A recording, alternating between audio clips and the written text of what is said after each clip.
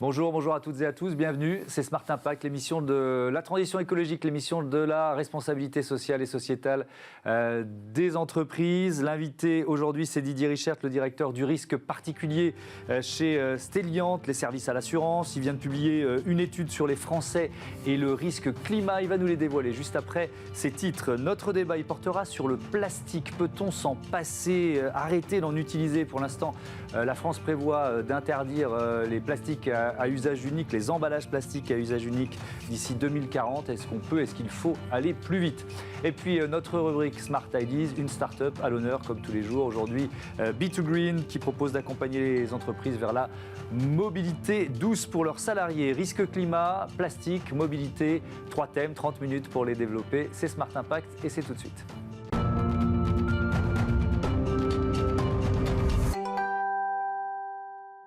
Bonjour Didier Richert, bienvenue. Bonjour. Vous êtes le directeur du risque particulier chez Stelliant. Alors on parle de service à l'assurance, ça veut dire quoi? La gamme elle est large. Hein. Effectivement. Stelliant, c'est le leader français des services à l'assurance. 30 ans d'expérience nous permettent d'offrir une gamme complète de services pour accompagner la gestion des risques, la gestion des sinistres pour nos clients, pour les particuliers, pour les professionnels et pour les entreprises. Nous sommes organisés en un pôle solutions et un pôle expertise et l'ensemble de nos 2800 collaborateurs œuvrent sur la totalité de la chaîne de valeur assurantielle, de la gestion des sinistres aux solutions de réparation, en passant par la prévention et l'évaluation des dommages, ce qu'on appelle l'expertise, les fameux experts qu'on attend après un événement climatique ou après un sinistre. Effectivement, et malheureusement, l'actualité nous montre que ces sinistres, ces événements climatiques, comme vous dites, ils se multiplient, sont de plus en plus violents. Ce risque climat, il augmente avec les dérèglements climatiques. On peut dire que c'est une certitude scientifique aujourd'hui. Alors c'est une certitude, on le voit, les chiffres sont éloquents et les chiffres sont têtus. Nous sommes de plus en plus confrontés à ce type d'événements. Ils augmentent et en fréquence et en intensité. C'est ça. Et vous l'avez dit, les événements de cet été dramatiques en Allemagne, en Angleterre, à New York, plus proches de nous, dans le Var ou dans le Gard, ne nous démentent pas et donnent tout le sens à cette étude. Alors effectivement, cette étude, les résultats ont été révélés lors d'une conférence de presse la semaine dernière. Les Français et le risque climat réalisé par Opinionway pour le groupe Stelliant. Peut-être d'abord l'origine, la genèse. Pourquoi avez-vous commandé cette étude? Alors, pourquoi cette étude? Simplement parce que le constat de cette recrudescence d'événements climatiques, encore une fois tant en intensité qu'en fréquence, oblige finalement tous les acteurs de cet écosystème assurantiel à prévenir, à se préparer et à adapter leurs dispositifs de manière à mieux accompagner les Français, particuliers, professionnels ou entreprises, lorsqu'ils sont confrontés à ces événements. Oui, on en parlait l'an dernier, on en parlait hier déjà dans l'émission. Est-ce que, avec AXA Climate, est-ce que ça remet en cause le modèle même de l'assurance pour vous, ça? Au contraire, je dirais que ça le légitime. Alors pardon, je vais poser la question différemment. Parce que si les événements climatiques dramatiques se multiplient, est-ce que l'assurance peut suivre? Est-ce que le modèle tient? L'assurance doit suivre, l'assurance peut suivre. Et nous, au sein du groupe Stelliant, justement, nous proposons des solutions pour pouvoir adapter les dispositifs à la réalité d'aujourd'hui et à celle de demain. Quel type de solution? Tout simplement des pôles dédiés qui permettent, par exemple, lorsqu'il y a un événement de grande ampleur, d'avoir un dispositif qui permet de mobiliser en grand nombre et en compétences les ressources nécessaires, que ce soit des experts ou que ce soit la partie gestion, parce qu'on l'oublie souvent, elle est très importante. Et notre modèle, nous avons un pôle EGA, événement de grande ampleur, qui a une logique prédictive et qui nous permet en fait d'abord de déclencher le jour d'un événement cette cellule, on mobilise l'ensemble des ressources et on est en capacité de mobiliser près de 40 personnes à très brève échéance pour pouvoir nous rendre, encore une fois, en nombre et en compétences sur les lieux d'un sinistre pour aider et prendre toute notre part dans la chaîne d'indemnisation assurantielle. Nous sommes les yeux et les oreilles des assureurs et lorsqu'on est capable et en capacité de se déplacer rapidement. Nous sommes aussi capables de faire en sorte que les acomptes soient versés rapidement, ce qui est important aux yeux des assureurs, ou de prendre les dispositions pour assurer la pérennité de l'entreprise, en tout cas amoindrir les effets en prenant les décisions dès le départ qui sont pertinentes. Alors, quelques chiffres, quelques pourcentages liés à cette étude, les Français et le risque climat. Les événements climatiques extrêmes au cœur des préoccupations des Français. Près de 9 Français sur 10 expriment leurs inquiétudes au sujet des aléas climatiques extrêmes. 77% des personnes interrogées estiment que ce risque est en hausse ces dernières années. 89% ont le sentiment que cette menace pourrait s'accroître à l'avenir. Et près d'un Français sur deux, on est à 46%, déclarent avoir déjà subi au moins un sinistre lié à de tels événements. Quelles leçons vous en tirez? Est-ce qu'il y a des éléments dans cette étude qui vous ont peut-être surpris?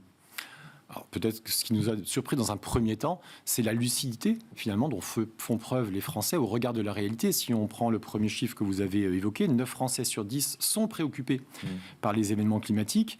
Et si on les met en perspective avec les chiffres de la CCR, la Caisse centrale de réassurance, eh bien, on trouve exactement la même logique. 55% des sommes engagées au titre d'une CatNat l'ont été en 2019 au titre des inondations, 35%, catastrophe naturelle, effectivement, l'ont été au titre de la garantie inondation, et 35%, 34%, ça peut varier d'un point, d'une année à l'autre, l'ont été au titre des sécheresses. Donc la sécheresse, par exemple, est effectivement un risque qui inquiète de plus en plus les Français. Et on le voit, ce phénomène aussi a une occurrence de plus en plus forte et concerne de plus en plus de Français, car de plus en plus de communes sont reconnues d'année en année en état de catastrophe naturelle. Oui, donc ça c'est un autre indicateur effectivement de ces catastrophes qui sont de plus en plus nombreuses, de plus en plus intenses. Autre élément de cette étude, les Français et le risque climat, question de prévention et réparation. En cas de sinistre, les Français attendraient principalement de leur assureur une prise en charge des travaux, 70%, un relogement temporaire, 58%. Seuls 24% des personnes interrogées estiment être suffisamment assurées contre le risque climatique.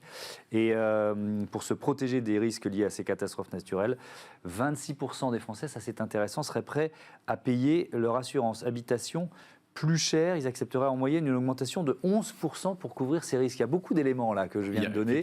On va peut-être reprendre le dernier pour commencer. Augmenter les prix, c'est une fatalité face à la multiplication de ces risques? La multiplication de ces événements, l'ampleur qui est de plus en plus forte de ces événements, forcément, va engendrer des coûts de plus en plus importants. Notons aussi qu'une probable évolution du régime d'indemnisation des catastrophes naturelles, c'est la loi de 1982 qui existe depuis 39 ans et qui, semble-t-il, va redessiner les contours de la couverture offerte aux Français via cette loi. C'est une garantie légale, catastrophe naturelle, va également engendrer logiquement, si c'est le cas, des coûts plus importants et donc une augmentation de la prime. Mais mettons les choses en perspective. La part catastrophe naturelle des primes d'assurance, elle est pour un particulier de l'ordre d'une vingtaine d'euros par an et de l'ordre de 100 euros pour une entreprise. Au regard des enjeux, si on est sinistré, je pense que si on veut obtenir plus, il faut être prêt à payer un peu plus. Oui, effectivement. Je reviens sur les premiers chiffres, la prise en charge des travaux. Le relogement temporaire, 58% qui attendent ça de leur assureur. Est-ce que c'est un service qui est proposé par le secteur assez spontanément ou est-ce que c'est une nouvelle possibilité qu'il faut intégrer ? Alors dans le cas de votre contrat, de mon contrat, c'est une garantie qui le plus souvent est acquise. Là, il faut bien se rendre compte qu'on est dans une dimension qui est de catastrophe naturelle. Donc deux possibilités, en tout cas deux cas de figure. Le premier, vous êtes dans la logique de catastrophe naturelle. C'est le régime d'indemnisation que j'évoquais tout à l'heure, qui est un régime légal qui intervient. Et la plupart du temps, les frais de relogement ne sont pas garantis. Si c'est la tempête qui est une garantie à part que nous avons tous, en règle générale, c'est garanti. Et effectivement, dans cette étude, on voit que c'est une attente forte. La modification du régime d'indemnisation que je vous évoquais, qui est actuellement en navette au niveau du Parlement, c'est entre le Sénat et le Parlement, en tout cas au niveau de la première lecture, de ce qu'on a pu lire, a priori prendrait en charge dans un texte, sous toute réserve bien évidemment du texte final, ce type de frais. Et donc cette appréhension des Français pourrait être levée au regard de cette évolution légale. Est-ce que je parle du secteur général de l'assurance, pas seulement de Célian, est-ce que vous estimez que vous avez maintenant un rôle pédagogique ? Alors la pédagogie est au cœur de notre métier.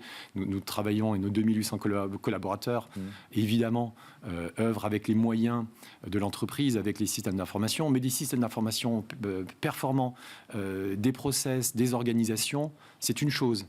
La véritable force d'une entreprise, et c'est le cas de la nôtre, c'est d'avoir des collaborateurs qui soient investis, des hommes et des femmes qui ont la pédagogie au cœur de leurs préoccupations, en plus, j'allais dire au-delà, en plus de l'aspect très professionnel, bien évidemment, que nous déployons.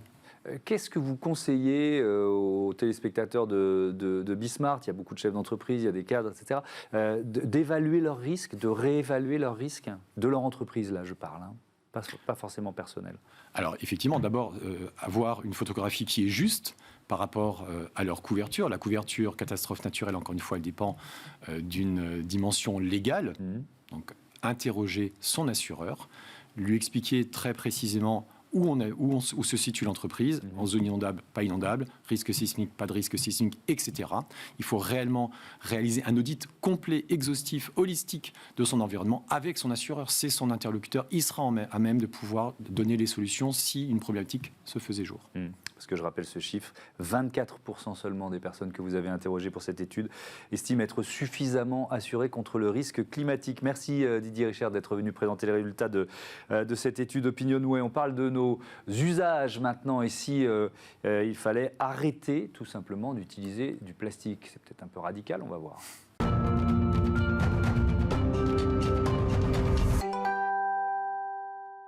Faut-il arrêter d'utiliser du plastique? Peut-on tout simplement s'en passer? C'est le thème de notre débat avec mes invités. Bonjour Lise Nicolas. Bonjour. Bienvenue, vous êtes cofondatrice de Monsieur et Madame Recyclage. À vos côtés, Philippe Berthe, bonjour. Bonjour. Le PDG du groupe Impact. Je vous demandais de présenter vos entreprises pour commencer. Monsieur et Madame Recyclage, c'est quoi? Monsieur et Madame Recyclage, c'est un bureau d'études en ingénierie environnementale. On accompagne en fait les personnes qui souhaitent intégrer de la matière recyclée à leurs produits ou faire recycler leurs produits à mettre en place des solutions. D'accord. Et le groupe Impact? Le groupe Impact, c'est un groupe familial basé dans le nord de la France. On a deux activités. Une activité qui s'appelle NutriPack. On est fabricant de contenants alimentaires à usage unique, avec différents monomatériaux, cellulose moulée, biosourcée, des solutions en carton. Donc ça, c'est le métier historique. Et il y a le métier du réemploi avec Reuse. C'est une nouvelle marque que vous avez créée? C'est une nouvelle marque qu'on a créée et qui reprend en fait l'ensemble de nos solutions liées au réemployable. Que ce soit pour les gobelets réemployables, que ce soit pour les contenants alimentaires réemployables, que ce soit pour la déconsignation, on gère la collecte, on gère le lavage de tous ces contenants. Et donc voilà. Le plastique, il prend quelle place dans vos métiers respectifs? Question très générale pour commencer, Lise Nicolas. Dans ma vie en général, je pars plastique, je dors plastique, je respire plastique. Il y en a partout? Il y en a partout. Et du coup, il est omniprésent. Ouais. Et vous? Pareil, on est issu de la plasturgie au départ. On a adopté un tournant majeur depuis qu'on a repris la société avec ma sœur depuis 2015. C'est mon père qui avait créé la société. Donc le plastique aujourd'hui représente encore environ 75% de notre chiffre d'affaires. On a la volonté de basculer sur 50% horizon 2025 avec toutes nos solutions qu'on essaye de mettre en place. Mais c'est sûr qu'il est omniprésent, il a encore une valeur ajoutée. Maintenant, il y a plein de solutions pour mieux traiter les déchets. Voilà. Le but, c'est quand même de l'utiliser intelligemment parce qu'il y a des choses en plastique qui font sens comme des voitures. Le vrai problème, il est vraiment justement là où vous intervenez, dans l'usage unique et dans le jetable de la consommation de tous les jours. Alors effectivement, avec cette loi du 10 février 2020 qui donne comme objectif à la France d'atteindre la fin de la mise sur le marché d'emballage en plastique à usage unique d'ici 2040. Est-ce que pour vous... il faut aller plus vite. Est-ce que c'est tout simplement tenable d'aller plus vite, Philippe Berthe? Bon, déjà, ça fixe un cap. Déjà, ça fixe une volonté d'y arriver. Après, il faut changer les mentalités. Il faut transformer tout le marché, en fait, mais de la conception à l'utilisation, à comment est-ce qu'on utilise les différents produits. Est-ce que ce produit est réellement nécessaire? Est-ce qu'on en a besoin? Est-ce qu'il est recyclé au final? Est-ce que la collecte existe? Est-ce que la valorisation existe? Donc c'est pas juste dire j'arrête le plastique à usage unique et je passe sur des solutions qui ne répondent pas toujours non plus à tous les besoins. Voilà, il faut repenser tout le modèle. Après, oui, je suis pas sûr qu'on atteigne vraiment la fin du plastique à usage unique en 2040. Pourquoi ?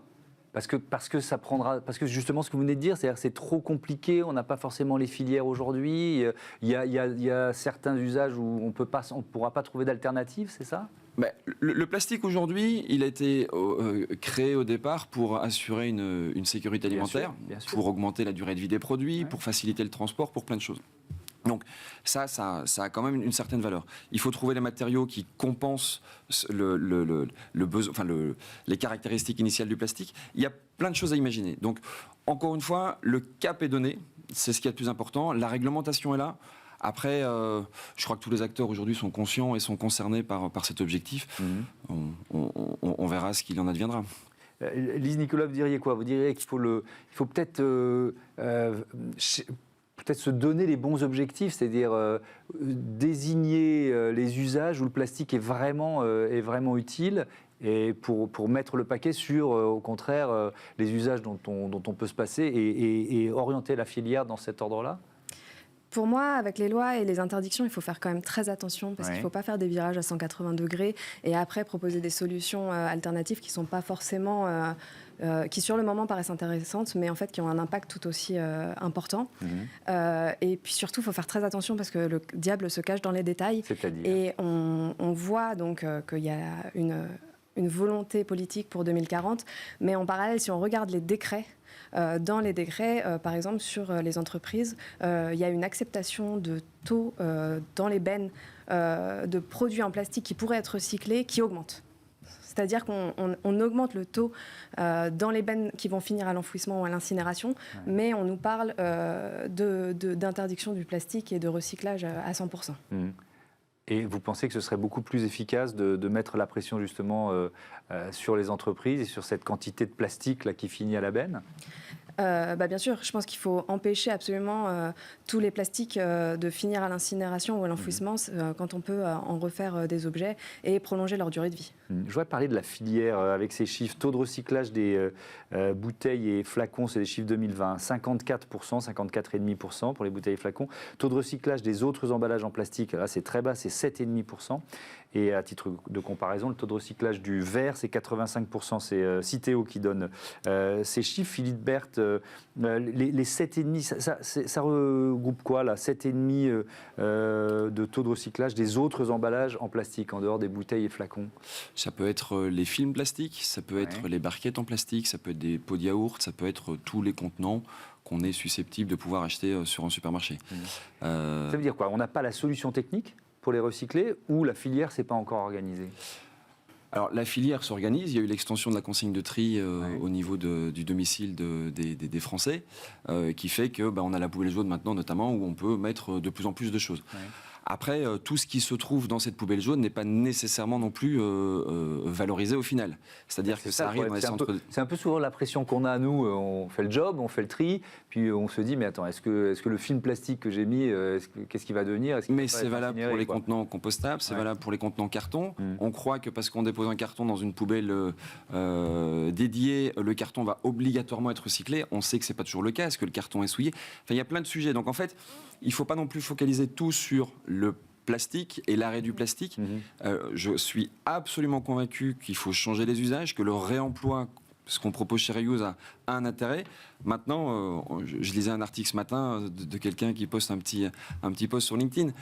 Il est en train de déjeuner, il a un bol en carton, il a un couvert qui est compostable, il a une bouteille en plastique. Tout ça va terminer où? Dans la poubelle classique, et ça va terminer à l'incinérateur. Donc, derrière les fausses bonnes idées, on voit que la réalité, en fait, elle est pas toujours très rose. Donc, vous êtes d'accord, Lise Nicolas?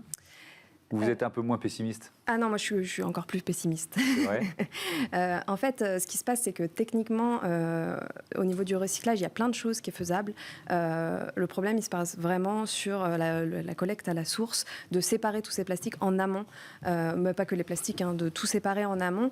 Et, on ne va pas avoir 18 poubelles chez nous. Bah voilà, d'où le réel problème. Et il faudrait unifier, en fait, du coup, que tous les produits qui soient vendus soient les mêmes. Et on voit ceux qui sont réellement recyclés, ça va être les bouteilles, parce qu'elles sont la plus grosse part du marché, sont toutes en PET. Ça va être les bouteilles de lessive ou de shampoing, parce que la plupart du marché sont toutes en PEHD, monomatériaux. Et c'est là où c'est très très important, c'est d'arrêter tous ces plastiques complexés, de faire des multicouches qui en fait ne seront jamais recyclés. Et il y a aussi une question derrière, parce que même si les multicouches, on peut les recycler techniquement, la vraie question, c'est est-ce que c'est rentable? Parce que si c'est pas rentable, personne ne voudra le faire. Donc ça veut dire quoi? Que c'est une fausse promesse, la poubelle jaune, en fait? c'est pas une fausse promesse parce que c'est super important, la collecte. Donc, il faut absolument pas arrêter de trier, mais il ne faudrait pas se dire c'est parce que je jette dans la poubelle jaune que je peux continuer de consommer de la même manière. Il y a eu un besoin de changer notre mode de consommation et d'arrêter de légitimiser le jetable avec le recyclage. Pourquoi vous avez créé Reuse ? C'était quoi l'idée ? Reuse, on a créé une marque, puisque finalement on a décidé de racheter plein d'acteurs dans le réemployable. On a racheté EcoCup, Green Cup, plein de sociétés qui existaient déjà, qui ont mis en place la consigne, qui ont mis en place des solutions réemployables. Et donc nous, on a voulu, au-delà du gobelet qu'on voyait dans les festivals et dans les concerts, on a voulu aller plus loin, venant de ce marché de la restauration. Et donc Reuse aujourd'hui, voilà, on vient agréger l'ensemble de nos solutions pour pousser un maximum le réemployable quand c'est possible. Et le réemployable, il est facile, on peut le mettre facilement en place un petit peu partout. Un restaurateur qui veut arrêter l'usage unique au profit de contenants réemployables, c'est simple. Un distributeur automatique de café, comme on voit aujourd'hui sur votre studio, eh ben c'est très simple en fait de passer au réemployable. Voilà, c'est pour ça qu'on a voulu créer une marque qui rassemble toutes nos solutions. Est-ce qu'il y a des défis technologiques que vous avez à relever pour atteindre l'objectif que vous donniez en début d'interview, c'est-à-dire réduire au fur et à mesure la part de plastique dans vos produits ? Alors, défi technologique, ça a été de démarrer la production de cellulose moulée, par exemple. Là où, alors avant, on fabriquait des barquettes en polypropylène, on fait toujours du monomatériau, passer en cellulose moulée, issue de fibres de bois. Oui, c'est pas simple quand on a 30 ans d'expérience dans un domaine. Donc ça, c'est un immense défi, que ce soit pour nous et certains confrères qui se lancent sur ce métier. Après, sincèrement, le défi, il est dans l'accompagnement du changement. Il est surtout là, technologiquement parlant. Les process sont, au niveau des différentes industries, les process sont très développés, très déployés. Je ne vois pas de frein technologique pour améliorer le recyclage, pour améliorer la valorisation. Il y a beaucoup de bonne volonté aussi. Et il y a des choix politiques qui doivent être forts et vrais et justes. Par exemple, quand la ministre de la Transition écologique, Barbara Pompili, annonce, c'était le 13 septembre dernier, une enveloppe de 370 millions d'euros pour soutenir le recyclage et sa recherche et développement. Lise Nicolas, vous dites, parce qu'en ce moment, c'est... bon, pardon, mais les chèques pleuvent, quoi. Donc, on a plutôt l'impression que ça parle en milliards. Est-ce que 370 millions d'euros, vous dites, c'est à la hauteur de l'ambition et à la hauteur du défi 2040 pour les plastiques à usage unique ? Alors, je pourrais pas répondre parce que je connais pas les chiffres et je suis pas un gros groupe industriel, donc je ne sais pas, mais en tout cas, c'est sûr qu'avec autant d'argent, on peut monter énormément d'usines de recyclage. Et c'est vrai que la question de la technologie, pour moi, elle ne fait pas sens parce que quand on voit, typiquement, nous, on fait partie du mouvement Precious Plastic France. Oui. C'est donc un mouvement citoyen qui se réapproprie en fait le recyclage par des machines low-tech et qui recyclent eux-mêmes un peu dans leur garage. Donc si le citoyen qui n'y connaît rien en plastique, rien en recyclage, est capable de se lancer et de monter des business ou des associations sur ce sujet, c'est bien qu'il y a un réel problème fondamental vraiment de changement qui est beaucoup plus global et de volonté des entreprises plutôt qu'une question de porte-monnaie, je pense. Ok, merci beaucoup à tous les deux, c'était passionnant. Merci d'être intervenus dans Smart Impact. On passe à notre rubrique Start-up avec une place de marché dédiée à la mobilité douce. C'est Smart Ideas. Smart Ideas avec BNP Paribas. Découvrez des entreprises à impact positif.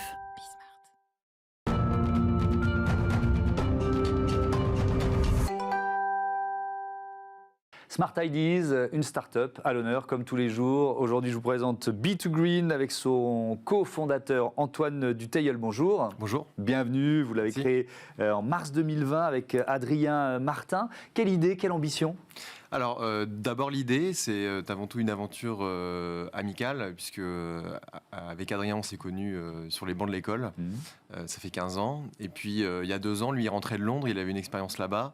Et il m'a dit, tiens, c'est dingue, ça fait 2 ans que je viens au travail à vélo. Ce vélo, c'est le mien, mais il a été cofinancé par mon entreprise. Et donc, c'était il y a 2 ans, le temps de mettre le projet sur pied. On l'a lancé en mars 2020 avec la volonté de décarboner les trajets domicile-travail dans les entreprises. Alors, c'est quoi la proposition, en fait, de B2Green? Alors, la proposition, elle est multiple. La première proposition, c'est de proposer un outil, une marketplace, un supermarché du vélo pour les salariés, qui va répertorier tous les produits disponibles et dont les salariés ont besoin pour pouvoir se rendre à vélo tous les matins et tous les soirs. Et en fait, on s'est rendu compte que cette plateforme-là ne suffisait pas. Et donc, on a étoffé notre gamme, étoffé notre accompagnement avec un accompagnement qui est dédié pour le salarié, pour l'aider au changement. L'idée, c'est de pouvoir se dire, je ne vais pas passer de ma voiture au vélo en un claquement de doigts. Et donc, c'est de pouvoir l'accompagner sur l'essai, le choix, toucher le vélo. C'est quoi? C'est de la formation, du e-learning par exemple? Il y a un peu de ça? Voilà, exactement. On peut passer par du e-learning. Il y a des formations en présentiel de plus en plus. Le mois de septembre, avec la semaine de la mobilité qui a commencé hier, nous amène à nous déplacer dans les entreprises.